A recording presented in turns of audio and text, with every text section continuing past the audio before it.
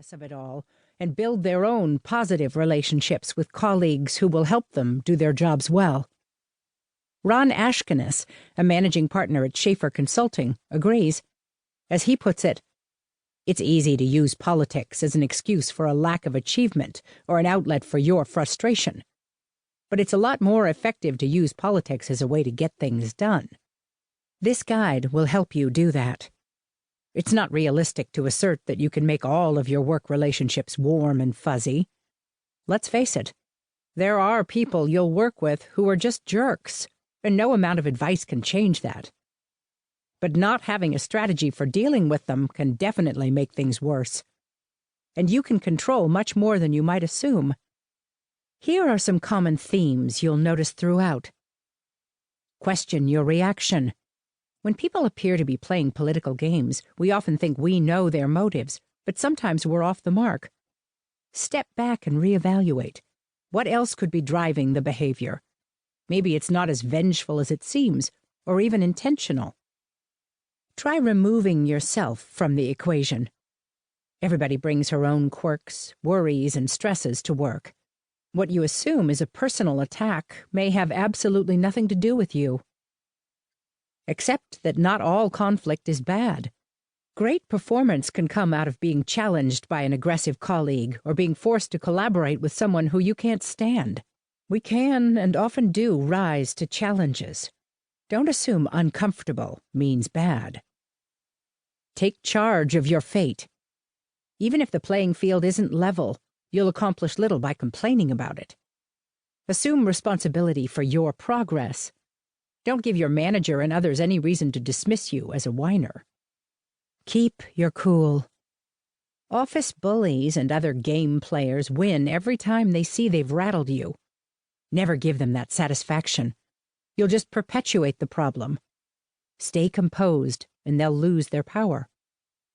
When asked to write this guide, I jumped at the chance. Since I understood the challenges people faced, I'd approach it with empathy. But secretly, I also felt a little smug. I thought I'd successfully navigated most political scenarios in my career. Then, after interviewing about 20 experts and synthesizing their advice on the various dilemmas, I recognized several mistakes I'd made over the years. Stewing over injustices, fighting the wrong battles, making things personal when they didn't need to be. Now, looking back at those moments, I wish I'd done my research sooner. It's never too late to learn, though. Thank goodness for that. So what's the main takeaway, if I had to boil it down to one? As organizational development and HR expert Susan Heathfield puts it, don't try to be the boss's pet. Be everyone's pet.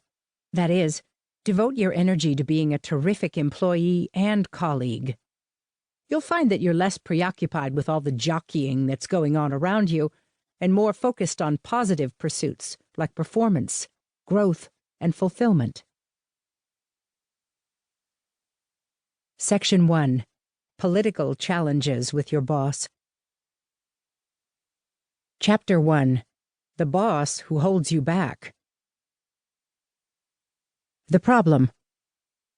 You've been quietly showing your boss the ropes for a long time. He relies on you heavily for help with everything from interpreting monthly reports to sizing up market demand to placating cranky stakeholders. Yet only his name appears on the emails that update higher-ups on your projects. You feel like the stagehand behind the curtain. You're running the show, but he's the one out front, taking a prolonged bow. Why it happens. When the person who should be your organizational guide and cheerleader keeps your smart contributions under wraps, of course you don't feel valued. Even if he's not intentionally undermining you or holding you back, it's hard to stay motivated.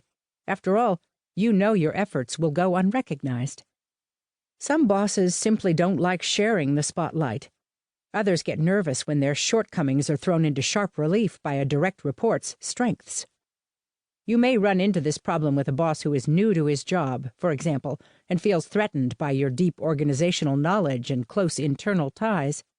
Or perhaps your manager inherited you in a merger or a reorg and has discovered that you bring critical new skills to his team, skills everyone assumed he already had.